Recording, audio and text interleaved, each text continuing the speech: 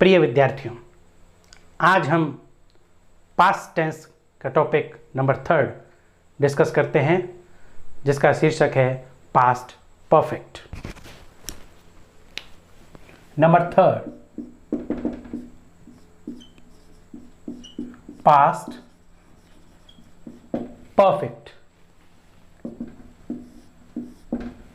इसका मतलब है past tense with perfect aspect.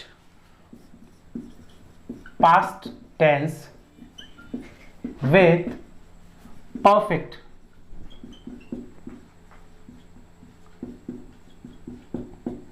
aspect. हम इसे समझ सकते हैं भूतकाल में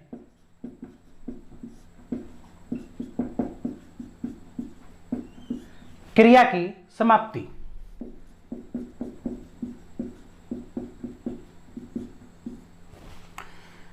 इसको समझने के लिए हमें एक डायग्राम समझना होगा। देखिए, अभी वर्तमान समय है और उदाहरण के लिए अभी 10 बजे हैं, 10 o'clock। यहाँ हम 9 o'clock रखते हैं और यहाँ 8 o'clock रखते हैं। 8 बजे कोई मीटिंग स्टार्ट हुई थी, 9 बजे हम वहां पहुंचे। देखिए, यह वर्तमान समय है, it's present time, 10 o'clock। 9 o'clock भी पास्ट है, 8 o'clock भी इससे पहले पास्ट है। यहां 2 पास्ट टेंसेस के एक्सरसाइजेस हैं। अब हम यहां देखते हैं, द meeting started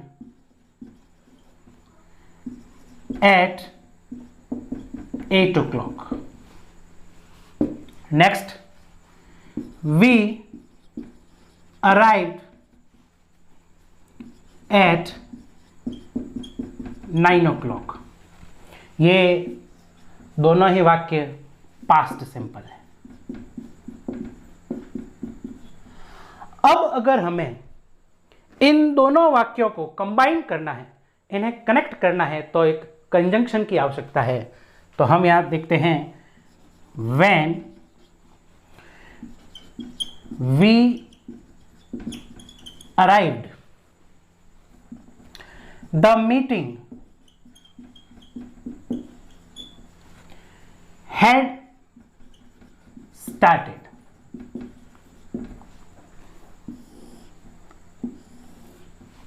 देखिए, दोनों ही क्रियाएं भूतकाल में संपन्न हुई। 2 क्रियाओं की तुलना में वह क्रिया जो पहले संपादित हुई है, उसके लिए हम पास्ट परफेक्ट प्रयोग करते हैं। और दूसरी भी चूंकि पास्ट टेंस की है, तो यहां पास्ट सिंपल। कभी भी पास्ट परफेक्ट स्वतंत्र रूप से वाक्य में प्रयुक्त नहीं होता है। परीक्षा की दृष्टि से भी यह टॉपिक महत्वपूर्ण है, जिसे हम कहते हैं सीक्वेंस ऑफ टेंसेस। और इसके अंतर्गत यह एग्जाम में प्रश्न पूछा जाता है कई बार, जहां एक भाग पास्ट सिंपल है, पास्ट फॉर्म, जैसे नॉर्मली हम the second form of the verb कहते हैं, और सेकंड सेगमेंट वही भूतकाल की क्रिया जो दूसरी भूतकाल की क्रिया से पहले संपन्न हुई थी, उसके लिए हम पास्ट परफेक्ट का यूज करते हैं। नाउ अब हम देख रहे हैं कि इसको कैसे फॉर्म करते हैं। यहां सेंटेंस स्ट्रक्चर देखते हैं। सब्जेक्ट से शुरू होता है, and then auxiliary verb, helping verb जिसे कहते हैं। यहां अवेलेबल है हैड, और उसके बाद में past participle form of the verb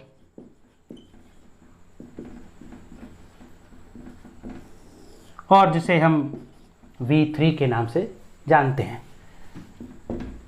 और जैसा कि आपने यहाँ देखा, the meeting, subject, auxiliary verb, had and past participle form of the verb started। यह स्ट्रक्चर है पास्ट परफेक्ट का। हम कुछ एग्जाम्पल्स भी नोट डाउन कर सकते हैं।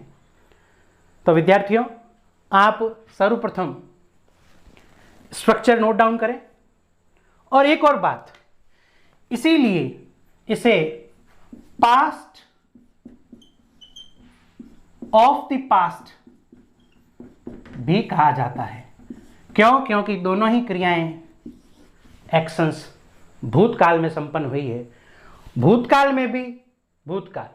तो इसीलिए यह थर्ड एस्पेक्ट पास्ट टेंस का, पास्ट परफेक्ट, जिसे पास्ट ऑफ द पास्ट भी कहा जाता है।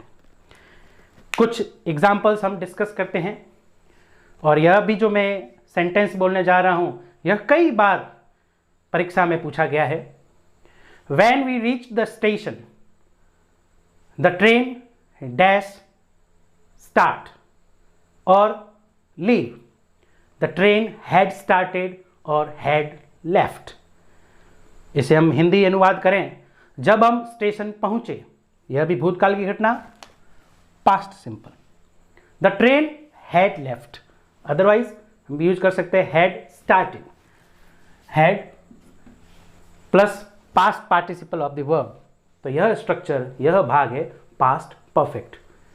पुनः मैं एक बात कह रहा हूं कि पास्ट परफेक्ट को एक सेंटेंस में अकेले स्वतंत्र रूप से इनका प्रयोग सामान्य रूप से नहीं होता है, पर कॉलोक्वियल लैंग्वेज में, हमारे दैनिक जीवन में हम इसका प्रयोग कर सकते हैं। उदाहरण के लिए, यदि प्रश्न ही पास्ट परफेक्ट में पूछा गया है तो आंसर उसी में होगा। For example, had you met her? Answer, yes, I had met her. दूसरी बात, एडवर्ब। एडवर्ब क्रिया विशेषण, सामान्यतया जैसा कि मैंने बताया कि इसको सीक्वेंस ऑफ टेंसेस के अंतर्गत पास्ट सिंपल के साथ प्रयुक्त करते हैं, पर फिर भी इसे हम by plus any past simple adverb, यह जो मैं स्ट्रक्चर ये लिखा है, इसका मतलब यह है I had submitted the report by yesterday, by and then past simple any adverb. ये जो स्ट्रक्चर मैंने बोला है, एक दो बार कॉम्पिटिटिव एग्जामिनेशंस में यह क्वेश्चन पूछा गया है स्वतंत्र रूप से, तो हमें इसका यह बिंदु भी देखना था। विद्यार्थियों, इस पूरे भाग में दो चीज़ें महत्वपूर्ण हैं, स्ट्रक्चर और इसका विशेष प्रयोग। जैसा कि हमने यहाँ देखा, किन्हीं दो भूतकाल की घटनाओं में दूसरी घटना से पहले जिस घटना या जिस एक्शन जो संपादित हुई है, उसके लिए हमें पास्ट परफेक्ट का प्रयोग करना है। Thank you for watching.